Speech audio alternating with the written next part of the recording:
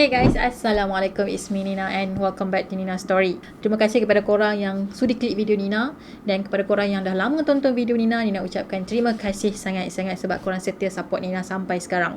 Okay, video pada kali ini Nina akan bahaskan tentang seorang gadis yang telah membunuh kawan baik dia sendiri. Dan gambar budak tadi tu telah dijadikan sebagai meme. Mungkin ada di antara korang yang pernah tengok meme ni. Mungkin korang rasa alah lukisan je pun, tapi cute juga. Sebenarnya di sebalik gambar kartun ni ada kisah ngeri yang korang tak akan terfikir. Gambar kartun ni sebenarnya sebuah gambar yang telah dipuja ramai. Disebabkan diorang nampak macam wow, cute, tapi ada kisah hitam di sebalik gambar tu sebenarnya. Jadi macam mana cerita dia? Siapa di sebalik gambar tu? Dan apa sebenarnya yang budak tu dah buat? Make sure korang tengok video Nina sampai habis sebab Nina akan explain satu persatu tentang apa yang terjadi.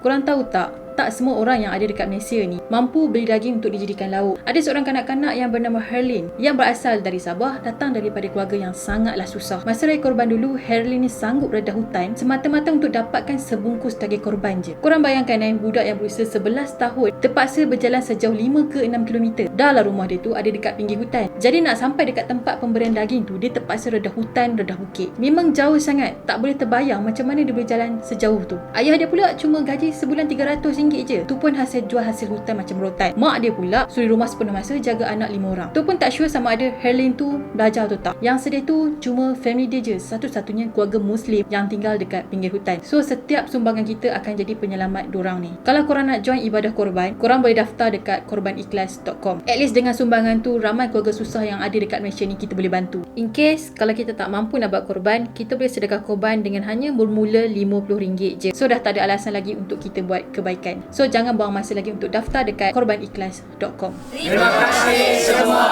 Terima kasih Yayasan Ikhlas. So without wasting any time, let's get started.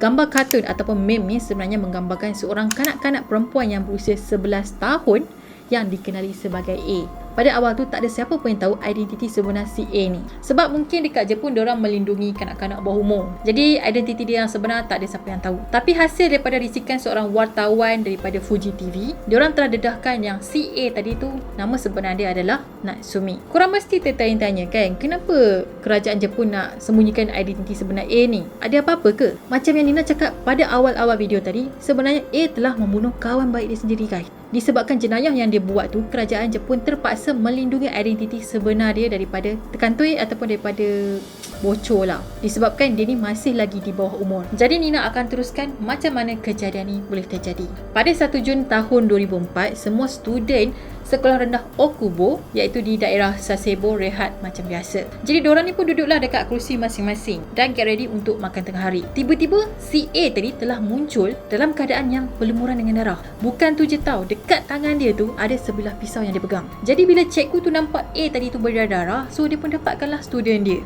Jadi cikgu tu pun tanyalah apa yang terjadi. Kenapa badan dia berdarah? Terluka ke atau apa? Tapi si A ni menggeleng dan dia cakap tu bukan darah dia, tapi darah orang lain. Jadi bila cikgu tu dengar kata tu darah orang lain, lagilah dia terkejut. Macam mana boleh ada darah orang yang terlalu banyak dekat badan si A? Apa yang jadi? Maksudnya si A tadi telah membunuh seseorang pada usia 11 tahun guys. Yes, 11 tahun. Dekat sekolah pula tu. So kejadian dia macam ni. Sebelum kejadian tu terjadi, A ajak kawan baik dia yang bernama Satomi yang berusia 12 tahun untuk ke sebuah kelas kosong sebab dia kata dia nak ajak Satomi ni main satu game. Jadi bila diorang dekat kelas ni, A tutup mata Satomi and then dia kelar leher Satomi tu dengan pisau dengan cara yang dia menekan. Bukan tu je tau. A juga kelar pergelangan tangan Satomi dengan mendalam. Dia tekan macam tu, macam dia nak make sure yang Satomi ni betul-betul mati. So lepas dia bunuh kawan baik dia pun baliklah ke kelas macam biasa. Macam tak ada apa-apa, dia cool, relax je. Jadi bila cikgu tahu yang A ni kelar BFF dia, cikgu pun call lah polis untuk mendapatkan bantuan. Tapi bila tim paramedik sampai dekat sekolah, diorang sahkan yang Satomi ni memang tak dapat diselamatkan lagi dah. Memang dia dah meninggal dekat situ. Kemudian kesnya telah viral satu Jepun guys. Berita pasal diorang ni terpampang dekat TV, dekat surat khabar, dekat social media. Gila tak viral? Budak umur 11 tahun kot membunuh. Masalahnya bukan dalam keadaan yang sengaja ataupun kemalangan, Tapi dia memang plan. Kita pun tak boleh nak brain macam mana budak sebesar tu boleh terfikir nak buat kerja gila macam ni. Jadi hasil soal siasat pihak polis dengan si A tadi, A memang tak nak mengaku kenapa dia buat ataupun motif utama kenapa dia bunuh kawan dia. Even dia mengaku dekat polis, dia mengaku kata memang dia bersalah, tapi dia tetap tak buka mulut kenapa dia buat benda tu. Cikgu diorang kata Satomi dengan A ni memang kawan baik, dah macam BFF forever gitu. Diorang tak pernah gaduh ataupun timbulkan apa-apa masalah dekat sekolah. Semuanya normal je, tak ada masalah. Jadi dekat sini kita boleh tahu yang si A ni memang budak yang normal dan bukan yang jenis psycho ataupun ada masalah mental. Walaupun dia tak nak cakap motif sebenar dia, tapi hasil daripada pujukan pihak polis, akhirnya dia pun bukalah cerita kenapa dia bunuh bestie dia sendiri. Korang tahu tak sebab apa?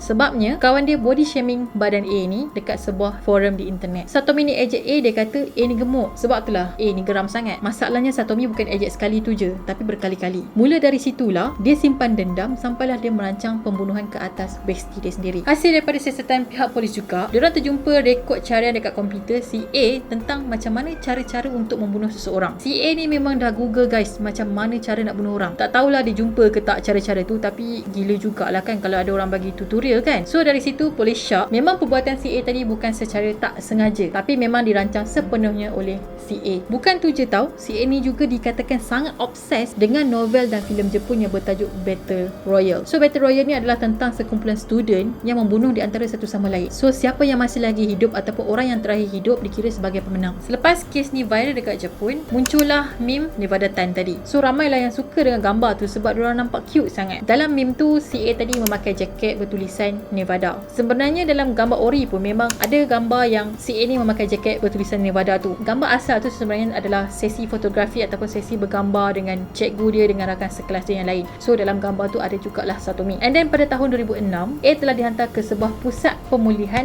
di wilayah Tochigi. Dekat sini dia kena tahan selama 2 tahun lagi. Hasil daripada laporan psikologi, doktor sahkan yang dia memang tak ada sakit mental. Tapi daripada pemerhatian diorang kata yang A ni mempunyai perangai yang agak kasar dan ganas. Mungkin disebabkan dia terlalu taksub dengan filem-filem yang dia tengok, yang filem-filem yang tak elok tu. So benda tu sedikit sebanyak mempengaruhi perangai dia. Doktor juga telah sahkan yang dia ni bukan jenis yang suka hidup menyendiri dan tak bersosial langsung dengan orang lain. Selain tu dia juga minat urban legend dan juga dark web. So kesimpulannya dekat sini, si A ni memang waras dan normal sebab tu kejadian tu terjadi, bukan halusinasi. Pada tahun 2013, si A telah dibebaskan sepenuhnya dan dia telah diberi identiti yang baru. So sampai sekarang orang tak tahu macam mana kehidupan dia. Kita doakan semoga dia dah pulih daripada penyakit dendam dia ataupun obses dia dengan benda-benda yang ngeri macam tu.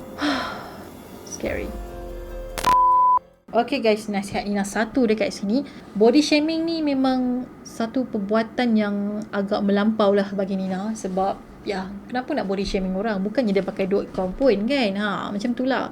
Kadang-kadang Nina geram juga orang body shaming. Tak kisahlah kau baik ke, kau mau menakan ke, pak menakan ke, macam tu. Tapi sekarang ni tak silap Nina ada akta dekat Malaysia, kalau kena body shaming korang boleh lapu. Sebab sebenarnya body shaming ni memang membuatkan seseorang tu jadi stres tau. Terutamanya mangsa lah, bukan orang yang body shaming tu. Orang yang body shaming tu memang dia suka, padahal dia tak sedar diri dia pun sama naik. Disebabkan perbuatan orang yang suka body shaming ni membuatkan si mangsa tadi tu jadi stres. Kalau lagi teruk, dia dendam, dia plan benda lain, nyawa melayang. Dah banyak dah kes yang Nina baca macam punca daripada body shaming lah. Ending dia memang tak berapa baik sebenarnya. So kepada korang yang memang suka body shaming orang, Nina rasa korang patut stop. Walaupun korang rasa benda tu, alah aku gurau je, takkan nak take serious. Kalau orang body shaming korang pula, mesti korang akan terasa sakit hati kan. Sama lah. Jadi secara baiknya, jangan body shaming orang. Kalau tak ada benda yang baik ataupun benda yang better nak keluar dari mulut kita, better kita diam je guys. Nak kata pun kata je dalam hati. Tak payah nak taib-taib ke, nak gosip dengan orang, nak tegur dia ke. Nina faham perasaan orang kena body shaming sebab Nina pun pernah kena juga. Dan orang yang body shaming Nina tu pun macam tu lah. Okay.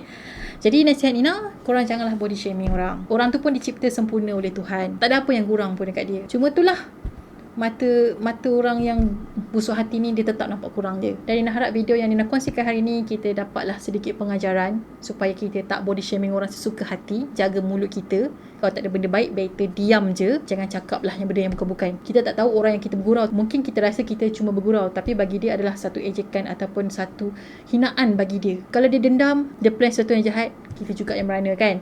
Jadi ya, itu sajalah perkongsian Nina untuk hari ni. Kepada korang yang belum lagi subscribe channel Nina, jangan lupa untuk subscribe, turn on notification, dan jangan lupa juga untuk follow Nina di Instagram. Kita akan jumpa lagi next video.